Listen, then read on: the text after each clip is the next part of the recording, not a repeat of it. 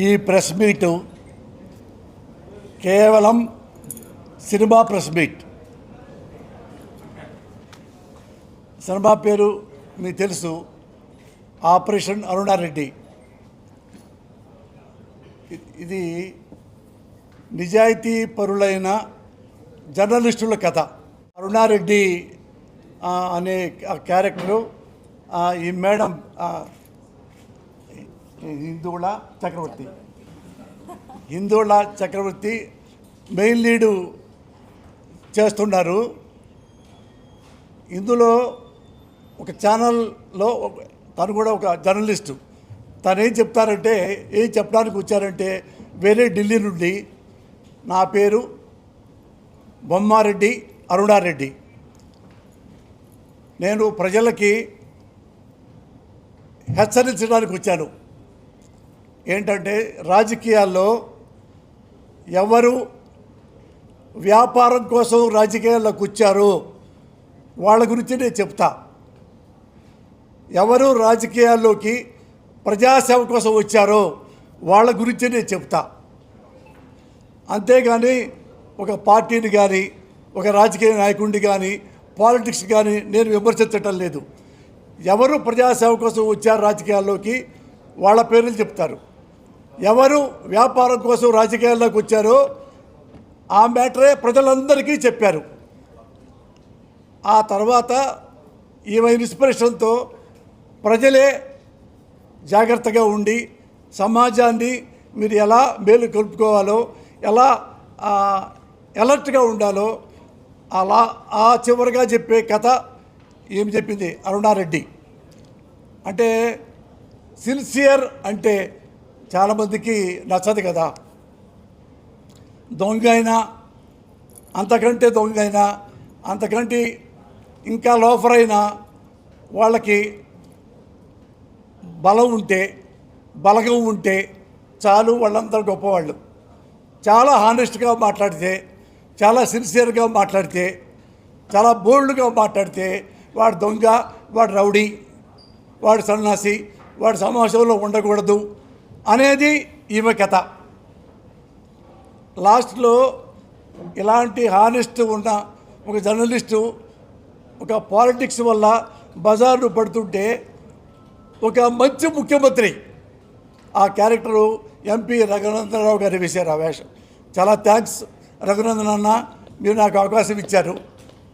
ఆయన ముఖ్యమంత్రి, మంచి ముఖ్యమంత్రి, ఇలాంటి అమ్మాయి ఉండాలి, జర్నలిజంలో ఉండాలి అని చెప్పి ఈ అమ్మాయిని హెల్ప్ చేస్తాడు. చివరికి చేసి ఈ అమ్మాయిలో ఎంత మంచితనం ఉంది, ఎంత గొప్ప జర్నలిస్టో చెప్పిన కథ ఇది. ఇంకా ఈ సినిమాకి పాలిటిక్స్కి ఎలాంటి సంబంధం లేదు.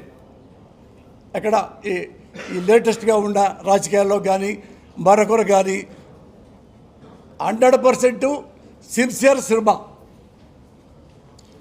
అది నేను కథ, మాటలు, డైరెక్షన్ అని నేనే చేశాను. నేను గర్వంగా చెప్పేది ఏంటంటే, ఇందులో ఉన్న స్క్రీన్ ప్లే ఇండియాలో one of the best screen play అవుతుంది. 100% మీకు సినిమా చూస్తే మీకు తెలిసిపోద్ది. సినిమా చూసి ఎండు వరకు మీకు ఏం జరుగుతుందో తెలియదు చివరి వచ్చేవరకు. అలాగే నేను మంచిగా ఈ కథ రాసుకున్నా. ఇది ప్రజలకు బాగా నచ్చుతుంది. ఇది అందరూ చూడొచ్చు. ఈ సినిమా భయం లేకుండా చూడొచ్చు. ఏముందో ఇందులో ఉందేమో ఏమీ లేదు.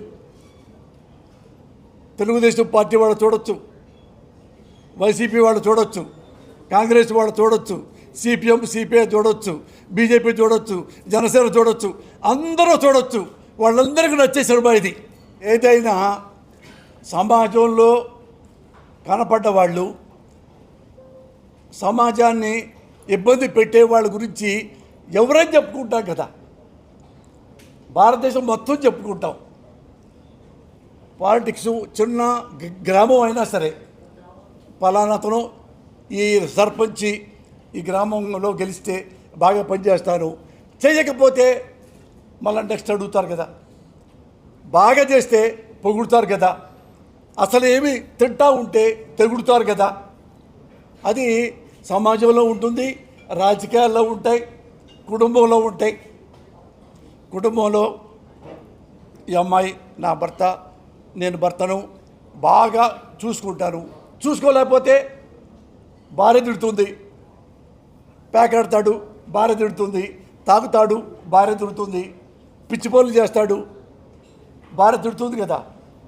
మరి భార్య తిట్టేటప్పుడు మన ఓట్లు వాడు తినేసి, ఓట్లు కాకుండా డబ్బులు కూడా తినేస్తే కొంచెం కూడా ప్రజలు క్వశ్చన్ చేయరా? జర్నలిస్టులు మరీ చేయాలి కదా. వాళ్ళు సొసైటీలో భారతదేశంలో వాళ్ళే one of the best pillar. మరి ఆ పిల్లరే వాళ్ళు క్వశ్చన్ చేయాలి కదా. అలాగే అరుణారెడ్డి గారు క్వశ్చన్ చేశారు. క్వశ్చన్ చేసినందుకు ఏం జరిగిందో మీరు చూస్తే బాగుంటుంది. అలాగే నావికా కుమార్ టైమ్స్ నవ్వులో బీజేపీకి సపోర్ట్ చేస్తుంది, అది సపోర్ట్ చేయొచ్చు. ఏది ఇతను మంచి ముఖ్యమంత్రి. నేను చెబుతా ప్రౌడ్లీ కలిసే, నాకు నరేంద్ర మోడీ గారు నచ్చుతారు.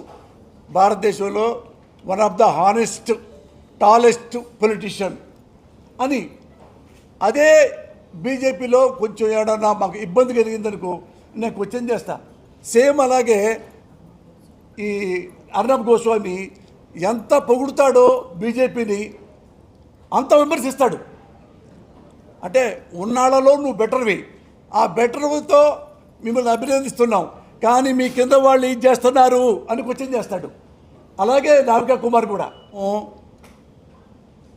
మన ఇంట్లో భార్య బియ్యం జరుగుతుంది, 2 3 ఉంటాయి గడ్డలో రాళ్ళు తీసుకుంటూ ముందుకు వెళ్ళాలి తప్ప ఈ రాయి ఉంది మొత్తం చండాలు ఏంటట. ఎప్పుడైనా సినిమాల్లో కానీ రాజకీయాల్లో కానీ ఉద్యోగస్తుల్లో కానీ ఎవరైనా కానీ ఒకడో ఇద్దరో పొరపాటుగా ఉంటుంది. 2 3 పొరపాటు చేస్తే భర్తలు, ప్రపంచంలో భర్తలంతా చండాలు ఏంటట. ఒకటి నేనే తప్పు చేస్తాను, అందరు మొగుళ్ళు చండాలు ఏంటట. ఇది ఇట్లానే 1 2 ఎవరైనా మాట్లాడవచ్చు, వాళ్ళు మా ప్రేమతో ఆ పార్టీని అభినందించవచ్చు. అంత మాత్రాన జర్నలిజం చెడిపోదు, జర్నలిస్టు చెడిపోడు. ఇందులో అదే చెప్పా, వన్ ఆఫ్ ద జర్నలిస్టు హానెస్ట్గా ఉంటే రాష్ట్రపతి నుండి, సుప్రీంకోర్టు నుండి, ప్రధానమంత్రి నుంచి, ప్రజల నుండి మొత్తం కూడా ఎలర్ట్ అవుతారు, చైతన్య పరులు అవుతారు. ఈ జర్నలిస్టు ఇలా చెప్పాడు అమ్మ బాబోయ్, అతను అలా చెప్పాడు అమ్మ బాబోయ్, మనం జాగ్రత్తగా ఉండాలి. చూడండి, ఎవరైనా తప్పులు చేశారనుకో జర్నలిస్టులు కానీ కెమెరాలు కానీ పెడతారా? వద్దు. అంత భయం జర్నలిజం అంటే. అంత ఇష్టపడితే దేశం బాగుంటుంది. ఇది రాజకీయాల సంబంధమే లేదు. నాళ్ళ తర్వాత సినిమా చేసుకుంటున్నానబ్బా, చానాళ్ళ తర్వాత సినిమా చేసుకుంటానబ్బా, నన్ను రోడ్డు మీద పడేయమాకండబ్బా. ప్రజాసేవలో ఉండాలంటే సేవ చేయాలి, జైలుకి వెళ్ళాలి, తప్పేం లేదు, మీకు తెలుసు కదా. అందుకని ఈ కొంచెం నన్ను క్షమిస్తే సినిమా బాగా చేసుకుంటానబ్బా. ఒక సీనియర్ మొత్తం మీరే దీంట్లో మొత్తం కథ, స్క్రీన్ ప్లే, డైరెక్షన్ మొత్తం మీరే చేశారు, కారణం ఏంటి? అంటే నేను దానికి తగిన వాడిని. ఎందుకంటే నేను MA Telugu, MPhil Telugu, doctorate కూడా వచ్చి లాస్ట్ వైవాకి వెళ్ళలేదు. నాకు నాలెడ్జ్ ఉంది. అంటే పైగా 100 సినిమాలు కథ రాసిన వాడిని, కథ, మాటలు, స్క్రీన్ ప్లే అవి. తర్వాత ఆర్టిస్ట్ మీకు తెలుసు, నేను అన్నీ రాయగలను. ఎడిటింగ్ నాకు ఎడిటింగ్ చాలా బాగా ఇష్టం. One of the best editor అని నేను నమ్మకం నాకు. అలాగే స్క్రీన్ ప్లే నాకు బాగా ఇష్టం. నేనే ఎప్పుడు స్క్రీన్ ప్లే రాసుకుంటా, నేనే వేసుకుంటా, ఇది ఎడిటింగ్లో కూడా. ఇవి అన్ని రకాలు నాకు తెలిసినవే చేస్తా. ఇప్పుడు నాకు లవ్ సీన్స్ నాకు రావంటే పనికి రావు. అలాగే డ్యాన్సు అల్లు అర్జున్ లాగా నేను చేయలేను కదా, మహేష్ బాబు లాగా లవ్ చేయలేను కదా. నాకేం తెలుసో నేను ఎలా చేయగలను అదే ఈ సినిమాలో చేశా. అది తెలియనప్పుడు కూడా ఒక మంచి అమ్మాయిని తీసుకొని లవ్ సీన్స్ అట్లాంటి సినిమా పెట్టడం. ఆపరేషన్ దుర్యోధనుడు చూడండి, అందులో నరసింహ గారు తెలుసుగా మీకు, తెలుగుదేశంలో అప్పుడు 4 సార్లు మా ఎమ్మెల్యే అయ్యారు, ఒకసారి మంత్రి అయ్యారు. ఆయన్నే ముఖ్యమంత్రి పెట్టుకున్నా. అంటే వాళ్ళ యాటిట్యూడ్ బాగుంటుంది. క్రియాశీలకంగా ఆయన ఉన్నాడు కాబట్టి నేను కూడా క్రియాశీలకంగా దూరాలి కాబట్టి లేదు. అతను నాకు పరిచయం బాగా, నేనంటే ఇష్టం. అంటే పొలిటీషియన్ కాబట్టి రఘునందన్ గారు నేనంటే బాగా ఇష్టం, నాకు ఆయన బాగా ఇష్టం. ఆయన గెటప్ బాగుంది. నేను అడిగాను, అన్నా మీరు సీఎం క్యారెక్టర్ ఇస్తే బాగుంటుందంటే కథ విన్నాడు, విని బాగుంది మురళి నేను చేస్తానని చేశాడు. అంతే సంబంధం, ఇంకేం లేదు. 1986 నుండి అతను నాకు తెలుసు. చిన్నప్పుడే వేషాలు వేసుకుంటా మద్రాసులో చూశాను. నేను కాలేజ్ చదువుకునే రోజుల్లో అట్లా మద్రాసులోనే చదువుకున్నా కొంత. అయితే అతను పాకులాడే టైప్ కాదు. అంటే నా దగ్గరగా చూసిన మనిషి. వాళ్ళ నాన్న కూడా తెలుసు. వాళ్ళ నాన్న 70 సినిమాల దాకా డైరెక్ట్ చేశాడు. తెలుగులో కూడా చేశారు.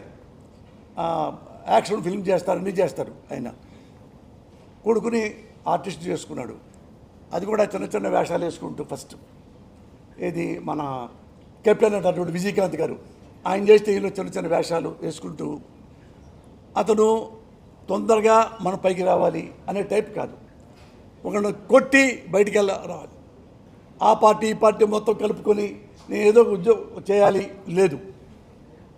తను అన్నీ అనుభవించిన తర్వాత, అంటే షార్ట్ టైంలో ఇంతమంది ప్రజలు నన్ను లైక్ చేస్తున్నారు. ఏది కమల్ హాసన్ కంటే, రజనీకాంత్ కంటే కూడా ఆ లెవెల్లో వస్తున్నారు.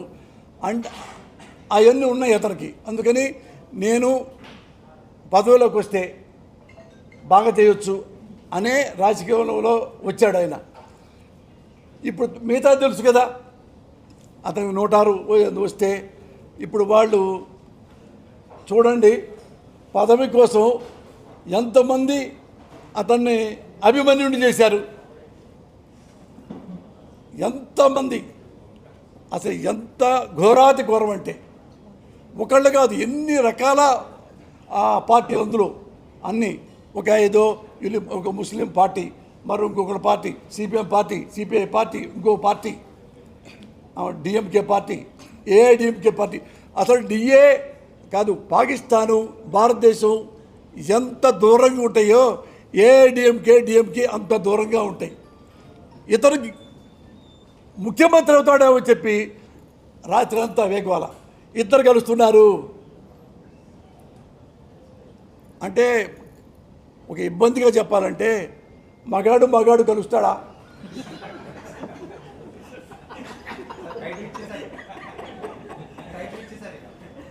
ఎవరన్నా అసలు నేను ఐ క్రైడ్ లైక్ ఎనీథింగ్.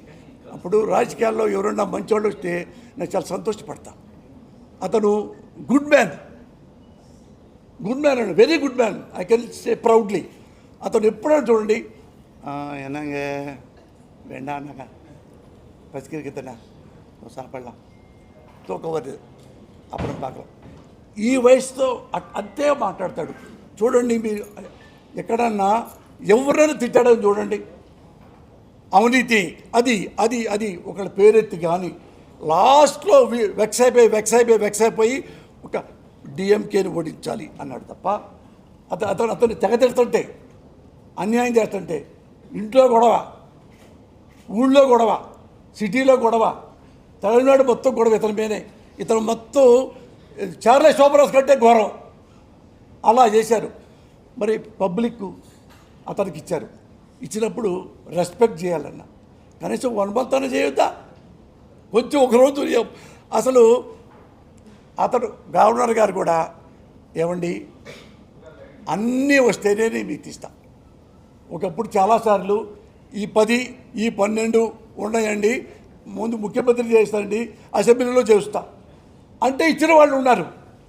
ఈ మహానుభావుడు లేదండి అన్నీ ఉండాలి అని నేను ఇస్తాను సార్ లేదని చక్కగా వెళ్ళిపోయాడు, కేరళ వెళ్ళిపోయాడు. అతను అయినా ఒక కామెడీ చేయాలి. చూసారా ఎంత అన్యాయమో?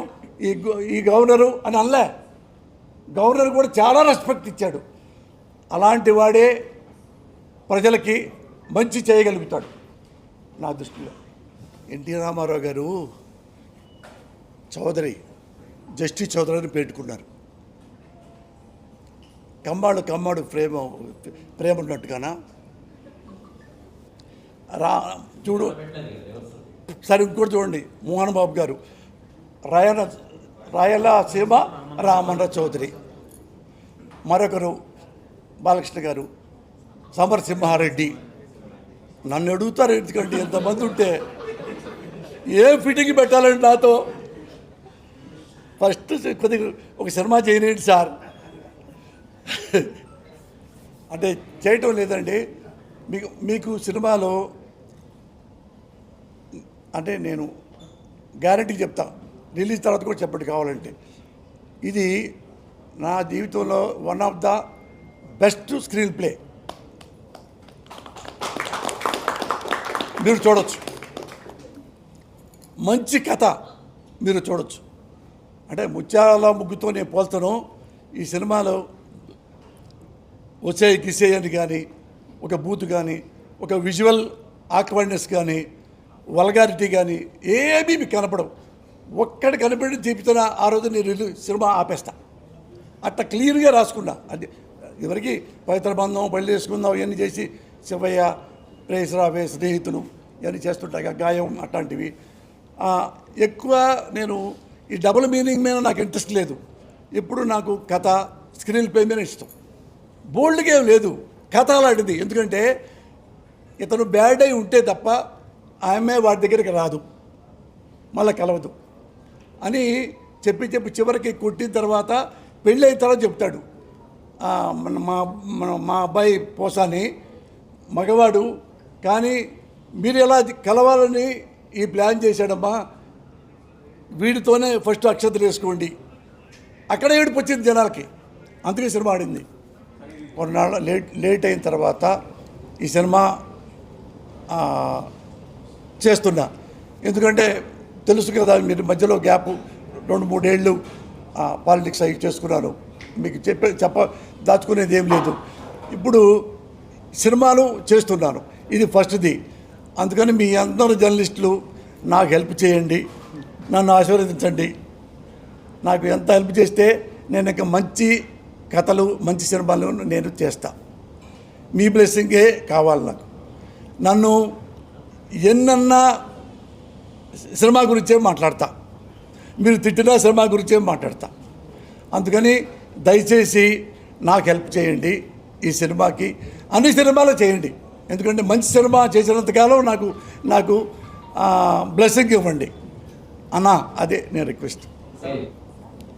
లేదన్నా మీరు సినిమా చూడండి, 100% చీర ఉంటుంది. అంటే ఇట్లానే ఒక జడ్జి అడుగుతాడు సినిమాలో, శారీస్ కట్టుకొస్తుంటే ఏమండి మీరు సాడిస్టా అన్నారు. కాదండి, నేను మానవతావాదిని అన్నా. చీర ఏంటి, చీర ఎందుకు కట్టుకొచ్చారు మీరు?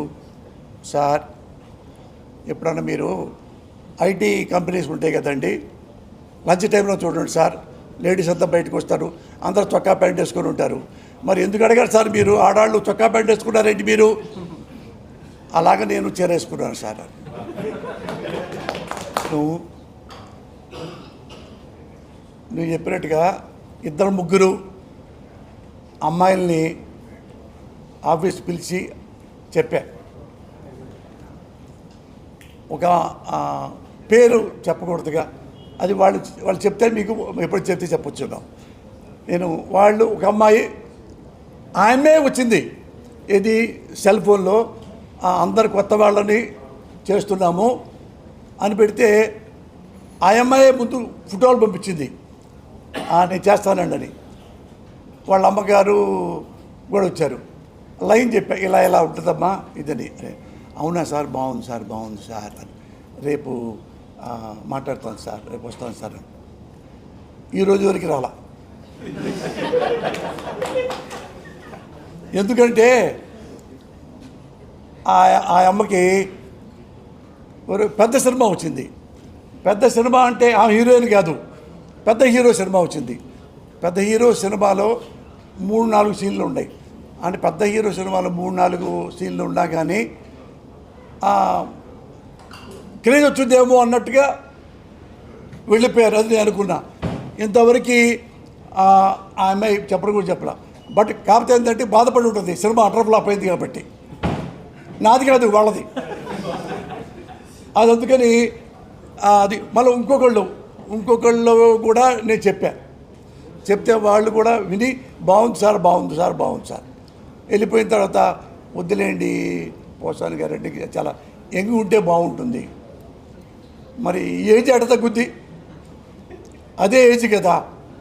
మరి రజనీకాంత్ గారు చేస్తారు, చిరంజీవి గారు చేస్తారు, బాలకృష్ణ గారు చేస్తారు, నాగార్జున గారు, వీళ్ళందరూ నా వయసే కదా. అది అంటే నేను పెద్ద హీరోని కాదు కదా, ఆర్టిస్టుని. అందుకని వాళ్ళు నేను నచ్చకపోయినంత మాత్రాన చేసేది ఏమీ లేదు. అందుకని నేను కథ మొత్తం రాసుకొని వీళ్ళని ఈ అమ్మాయి చాలా గొప్ప విషయం. నేను ఆ సినిమాకి రాజస్థాన్ మొత్తం తిరగడానికి వెళ్ళా, లొకేషన్స్కి. మొత్తం సినిమా అంతా అక్కడేనండి. రాజస్థాన్ 5 స్టార్ హోటల్స్, విల్లాస్, పెద్ద ప్యాలెస్లు, దాని మీద చేసాం. నేను ఒకసారి వస్తున్నా జైపూర్ నుంచి మళ్ళీ హైదరాబాద్ దాకా, నెక్స్ట్ మంత్ వెళ్ళాలండి. ఈ అమ్మాయి అందరూ అప్పుడు నాకు భారతదేశంలో ప్రతి చోట నాకు ఆంధ్రప్రదేశ్ ఎట్లానో అట్లా నన్ను ఫోటోలు తీసుకుంటారు, నాకు షేక్ హ్యాండ్లు ఇస్తుంటారు. ఎందుకంటే ఎక్కువ 500 సినిమాలు డబ్బింగ్కి వచ్చా. అట్లా వీళ్ళందరూ ఫోటోలు దిగుతున్నారు. ఈ అమ్మాయి కూడా దిగింది.